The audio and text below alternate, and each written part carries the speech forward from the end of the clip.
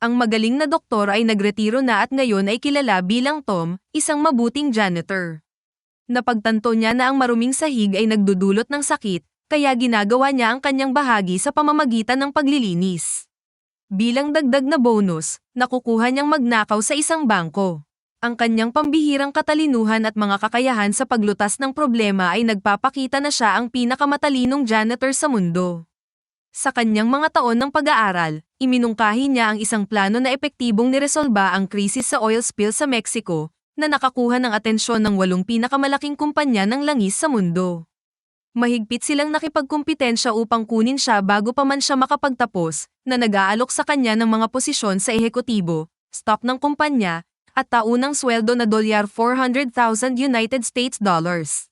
Sa kabila ng mga hindi kapani-paniwalang pagkakataong ito, tinanggihan ni Tom ang lahat ng ito at sa halip ay tumanggap ng trabaho